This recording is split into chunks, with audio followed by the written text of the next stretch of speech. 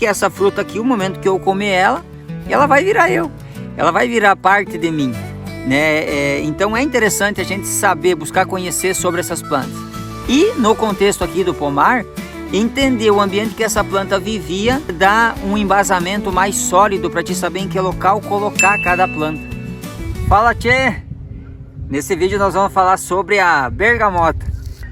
Bergamota, para mim que sou gaúcho, tá? Tem gente que chama de tangerina, tem gente que chama de mexerica. Depende do local do Brasil que tu está, vai ter um nome para ela. A bergamota, cheirosa mesmo, ela iniciou bem mais tarde do que a laranja. O que se tem de informação sobre ela é que ela começou em 1830 na Itália e ela deriva da mandarina. Ela foi uma seleção e tudo inicia por observação. É uma maravilha isso, né? Porque é bem aquilo que a gente provoca aqui no canal, de que tu observe e vá aprendendo com o sistema que tu está formando. E a bergamota, então, ela nasce por observação e por seleção de frutos que eram com os gomos mais definidos e também um sabor diferente da laranja. E aí depois ela já vem para o Brasil, a bergamota mesmo, aquela mais cheirosa, e aí se espalha pelo mundo também, e aí começou a fizeram alguns cruzamentos com ela. Fato interessante sobre praticamente todos os citros é que existia muita mutação da própria planta. Acontecia de forma espontânea, e isso provavelmente tem a ver com cruzamentos. Embora o citrus ele tenha aquela questão da apomixia, muito baixo o índice de cruzamento com outras espécies e até mesmo com ela mesma, com a própria espécie. Mas os raros casos que aconteciam iam derivando essas mutações. E aí, a partir disso é que se tem todas essas variedades que tem hoje. Por que que isso não acontece mais hoje? Pelo fato da enxertia. Aqui nós temos o cavalo e aqui nós temos a planta, a bergamota, que foi enxertada num cavalo. Muito provavelmente esse aqui é um cavalo de limoeiro e foi enxertado um ramo de bergamota no limoeiro. E aí isso faz com que nós tenhamos aqui bergamota e não outra variante. E um fato interessante também, falando das principais, né? Montenegrina, que é essa aqui, tem a pocã, que é aquela casca mais grossa, bem fácil de descascar também. E tem a murcote, que serve tanto para consumir ela in natura, ela tem a casca bem grudada, ou fazer suco. A montenegrina, ela deriva da própria mexerica, a bergamota comum, aquela fedidinha que o pessoal chama. Em 1930, em Montenegro, daí a origem do nome montenegrina, um agricultor percebeu uma variação dela e começou a produzir, né, replicar daquela fruta lá. E aí surgiu a montenegrina, que era uma bergamota que ela dava maior, e um detalhe dela é a quantia de fruta que dá no pé. É absurdo, tu tem até que fazer um raleio para não carregar demais, né, e não judiar muito da planta mãe. A murcote daí já é uma planta que ela foi desenvolvida nos Estados Unidos e ela tem bergamota, ela tem a mandarina cruzada com a laranja doce. Aí já deu uma outra linha bem diferente, um sabor característico mesmo, e a casca daquele jeito mais grudada, que remete muito a uma laranja. Em 1920 que ela surgiu na Flórida. A pocã, essa daí é milenar. Ela já era cultivada na China há muito tempo, se espalhou pelo mundo todo. Por que que nós falamos tudo isso e contamos a história das plantas? Primeiro porque eu me cativa muito saber a história, como que foi desenvolvida, qual que é a planta que deu origem a isso que nós estamos consumindo hoje. Porque essa fruta aqui, o momento que eu comer ela vai virar eu, ela vai virar parte de mim. Né? Então é interessante a gente saber, buscar conhecer sobre essas plantas. E no contexto aqui do pomar, entender o ambiente que essa planta vivia, é aquilo que nós já falamos em outros vídeos. Te dá um embasamento mais sólido para te saber em que local colocar cada planta.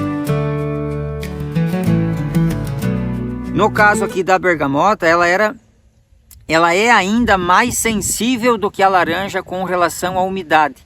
Então o solo que tu vai escolher para colocar a bergamota, que seja um solo bem drenado, né? Porque a raiz dela, ela respira, uma raiz que respira muito. Se tu tiver num solo muito pesado, aquele solo muito barrento, que encharca com facilidade, tu vai ter problema nas tuas plantas de bergamota, tá? Então esse é um cuidado importante. Com relação ao coveamento, é o básico de todas as plantas, segue o mesmo padrão. Pode fazer uma cova de 40 por 40, 40 de profundidade, coloca aí 15 litros de composto pelo menos. Não tem problema, vai dar show de bola. Questão aqui do cavalo, ó, é bom deixar esses 5 a 8 centímetros aqui, o cavalo de fora. E aí todo o broto que surgir aqui, a gente tira, é chamado de broto chupão.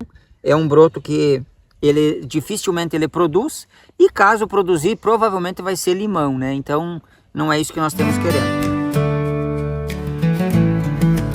Sobre os limões, então, também nós vamos falar nesse vídeo. Nós temos aqui o limão siliciano, o galego Tahiti e o limão cravo, ou limão comum, muito conhecido em todo o Brasil. O limão siliciano, ele surge lá no Mediterrâneo também. Os árabes depois levaram para a Europa, mais de 2000 anos também. Foi para a Europa e depois da Europa para todo o mundo, né? E hoje é conhecido aí em toda parte o limão siliciano. Limão galego e limão Tahiti são de origens do México e Caribe. Eles na verdade são chamados de limões também, mas eles entram já nas limas ácidas. Não é bem um limão. E o limão comum, né, o limão caipira, é o mais conhecido, né, por todo o Brasil, e na verdade ele não é um limão, ele é um cruzamento da laranja doce com a cidra, que é daquelas espécies antiguíssimas lá que deram origem tanto às laranjas, a laranja doce e todas as laranjas, e também as bergamotas, que eram 3 espécies, né, a mandarina, a pomelo e a cidra. E a cidra junto com a laranja doce depois é que deram origem ao que nós conhecemos hoje como limão caipira.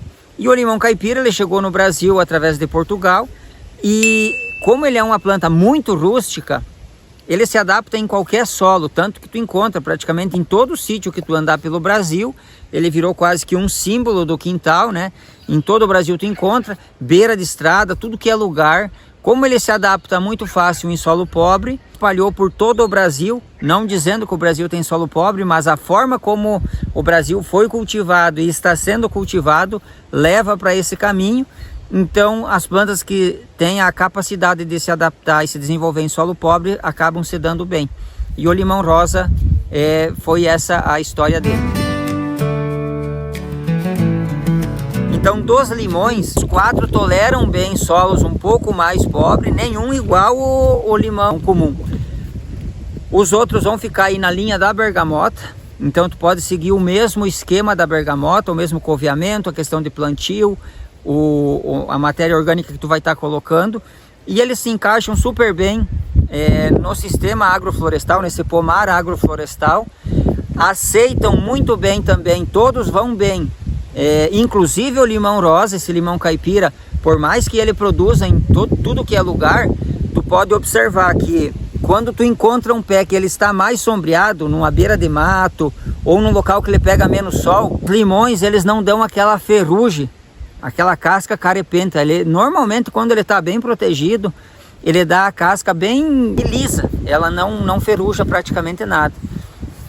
Isso já é um indício do ambiente que o limoeiro gosta, e todos os citros vão se dar bem nesse ambiente. Esse foi o nosso vídeo sobre as bergamotas e os limões. Curte esse vídeo aí, se inscreve no canal e ativa o sininho da notificação, e também compartilha esses vídeos aqui para aquelas pessoas que tu sabe que estão peleando para produzir um alimento orgânico, um alimento ecológico, um alimento de verdade. Compartilha que esse material aqui vai enriquecer e vai ajudar a vida dessas pessoas aí. Valeu! Nos encontramos no próximo vídeo. E agora eu vou chupar minha bergamota aqui.